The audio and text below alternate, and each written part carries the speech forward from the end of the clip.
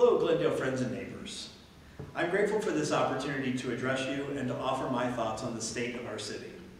There used to be an annual State of the City address. It was given every spring at the city's annual recognition dinner, where volunteers on city committees were recognized for their service.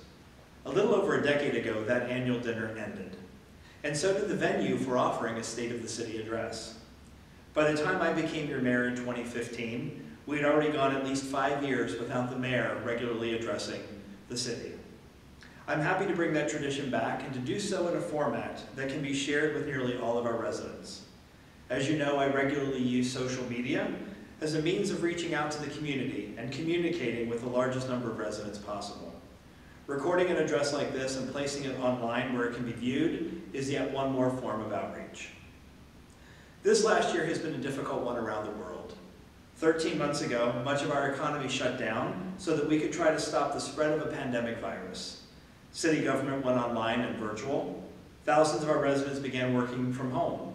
Many more lost their jobs, some temporarily, and some are still out of work. Our schools closed and our children were suddenly attending class from the kitchen table. Through it all, we have watched neighbors look out for one another, help each other with childcare, and find creative ways to build community. We embraced our local eateries and helped keep them afloat. Curbside and takeout became our way of eating out and supporting our local shops. 2 months into the pandemic, we watched George Floyd's murder at the hands of a Minneapolis police officer. Despite the pandemic, we witnessed daily marches in the Milwaukee area that have been going on for over 300 days now without missing a day. Many times those marches have come through Glendale. Our chief and our police officers are to be commended for the way they have handled this last year. Each time the protest march came through Glendale, our officers blocked traffic and allowed the marchers to move through the community. They had friendly conversations with protesters and developed a rapport with them. We have heard black leaders in the nearby community say a number of times over the past year that Glendale is a model for how they would like police departments to work with communities of color. Chief Ferguson has been on the job for just over 2 years. In that time, he has implemented significant reforms in our department. He started making changes to our police department policy long before George Floyd's murder. He saw that community policing was in the process of a national transformation, and he wanted to be on the forefront of positive change. So a huge thank you goes out to our Glendale PD and to our Black and Brown residents for dialoguing and trying to understand and support one another. Since I have been mayor for 6 years and have never given an address like this first address might be a little longer than it will be in coming years. I'm going to focus on 3 things. First, I'm going to discuss some of the major accomplishments over the last 6 years. Second, I will spend some time discussing current Glendale finances and what they mean for our city's future. And lastly, I'm going to mention some upcoming things so that our residents are aware of future construction projects that impact our city. When I ran for mayor in 2015, I made a commitment to seek out significant new investment in our city, hold the line on taxes, and invest in things that would build community. Former Mayor Jerry Tepper told me that the city was in the midst of a significant transformation. He saw many new families moving in every year and the demographics of our city changing to be younger and more racially and ethnically diverse. He also said that all of our senior city staff were retirement age and that I would most likely, in my first few years, oversee the hiring of most of our city's senior leadership. He was correct. Just over a year after I took office, our city administrator retired. After an extensive national search, the Common Council unanimously recommended the hiring of Rachel Safstrom to be our city administrator. Rachel has been implementing policy and overseeing city staff for 4.5 years at this point. Our city staff has been transformed by a different style of leadership.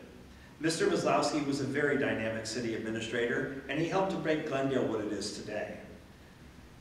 Our new city administrator, Ms. Safstrom, is a next-generation leader who is helping us transform and evolve. In addition to a city administrator, we have hired a city treasurer, a city clerk, a deputy treasurer, deputy clerk, executive assistant, director of public works, and a chief of police. In addition to all of that hiring, half of the Common Council seats turned over in my first 2 years. We have a Common Council that is very representative of our city.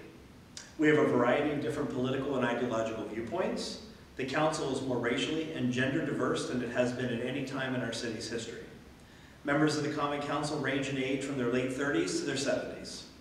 We don't always agree, but we respectfully talk through issues, try to reach consensus whenever possible, but also respect the occasional dissenting vote. Since 2015, we have approved at the Planning Commission and the Community Development Authority over $150 million in new projects in the city of Glendale. You've seen many new buildings go up, and I have certainly heard concerns from residents about the nature of some of those businesses. Some of you have questioned why we've approved yet another new car dealership, or another nursing home, or more banks. Some residents are tired of those kind of businesses, and I understand. They want us to look at new things. They want our city to have a different vision. The major projects we have approved historically have been businesses and institutions that do not require significant use of city services, but they produce additional tax revenue for the city, and they do not create a nuisance for their neighbors. For example, let's talk about a car dealership. An $8 million car dealership produces the same amount of tax revenue as 40 $200,000 homes. It does not ask the city for help with public works and rarely needs police assistance, and it doesn't cause significant traffic pattern disruptions. However, based on the feedback I received from people as we approved some of those projects in my first few years as mayor, I asked the Common Council to fund a vision study. Outreach was done to hundreds of residents to find out how Glendale residents envisioned their city looking in the future. Based on the findings of that vision study, we then commissioned a 20-year master plan. We took the 30,000-foot view that visioning encompassed, and we developed a master plan that went block by block throughout the city to determine land use and zoning, and to identify areas where we could focus future development. The end result of the visioning study and the master plan is a roadmap for how to create gathering places within the community that foster community cohesion and also continue to improve our property tax base. All of this new development means that the city has been able to hold the line on property taxes, which is a subject I will get to in just a moment. However, before I get to the city's financial footing, I want to address one other major project, and that is the massive effort we undertook to rescue Bayshore.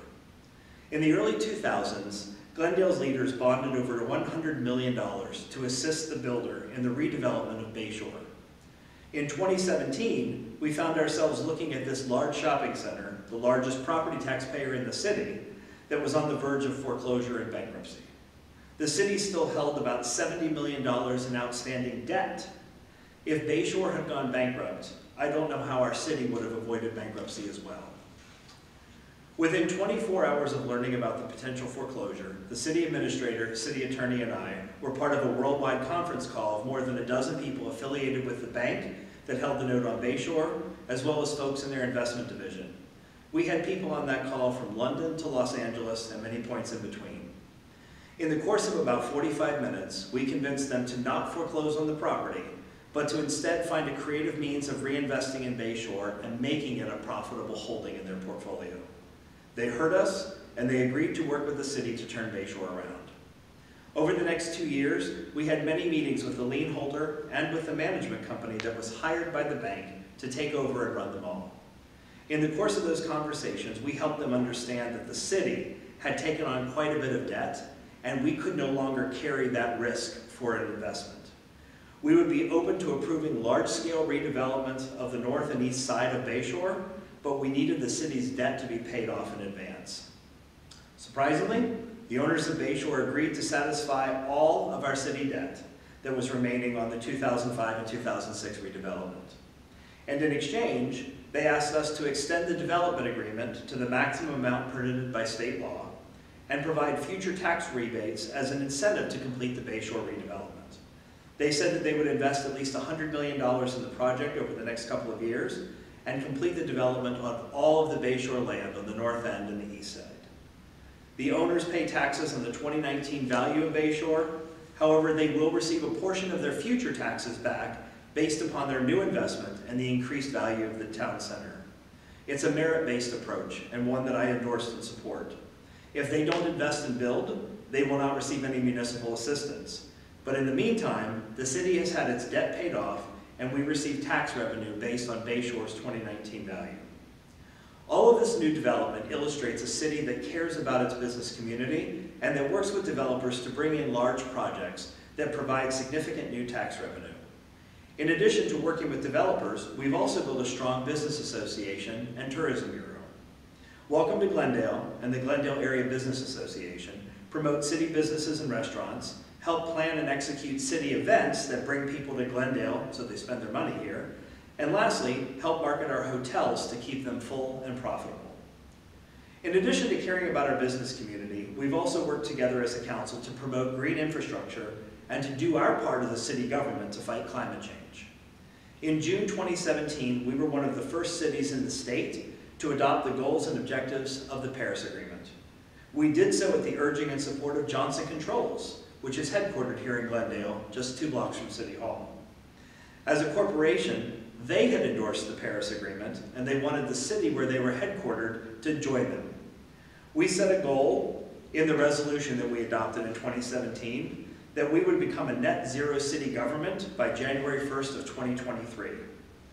As a result of those energy goals, we chose to demolish our old City Hall in late 2018 and to replace that aging and poorly maintained infrastructure with a new building that significantly cuts our energy use and also adopts 21st century stormwater management with green infrastructure all around the City Hall campus.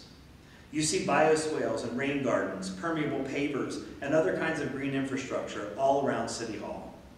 Last summer, we partnered with MMSD on a rain barrel and rain garden program. Hundreds of our city residents took part in the project, where they received rain barrels for their homes, and they learned how to reduce flooding in their yards by planting indigenous plants that help soak up the rainwater where it falls. Our next step is to pursue solar on the roof of City Hall and hopefully the Public Works building as well, so that we can generate enough electricity to completely power our city government from solar energy. The second area I said I was going to address is the city's financial situation. In 2015, Glendale was sitting on over $100 million invested in infrastructure projects in the Bayshore Tax District, the Silver Spring Redevelopment District, and the Tech District on Port Washington Road south of Hampton Avenue, where you find the Orthopedic Hospital, Ascension Healthcare, and other large and medical developments. The payoff of the Bayshore debt and the closure of the Silver Spring Tax District helped us reduce that $100 million in debt down to just over $15 million currently in city investment debt. We went from over $100 million to just over $15 million currently in the space of 6 years. The only development district that still has outstanding bonds is the Tech District in the southeastern part of the city. What this kind of fiscally responsible budgeting means for us is that the tax rate we pay per $1,000 of value of our homes is lower now than it was when I took office 6 years ago. In 2015, the mill rate was $7.66 per thousand. In 2020, it's now $7.26 per thousand. I'm grateful to have a council and a city administrator that work to provide strong city services, but to do so in a way that holds the line on taxes and is responsible with taxpayer dollars. In addition to keeping our mill rate low, we have also built up a fund balance of approximately 30% of our annual budget. If there's a major economic downturn, we are well equipped as a city to weather that with a formidable rainy day fund. Glendale has a low debt, decent reserves, and an enviable credit score with the big Wall Street agencies. Finally, I want to address some current city projects and some future projects to be watching out for. Bayshore is our largest property. I've talked about it a number of times in this address. Many of you have been to the new Total Wine, which is open at Bayshore. The town square has been refurbished and is now called The Yard, and it is envisioned to be the city's backyard. Bayshore will host concerts, festivals, and even the broadcast of sporting events on the Jumbotron in the Bayshore Yard. Target is under construction and is expected to be open by late summer or early fall. We recently approved over 300 residential units to be built in 4 buildings along the west side of Lydell Avenue on the northern end of the property where the Sears store once stood.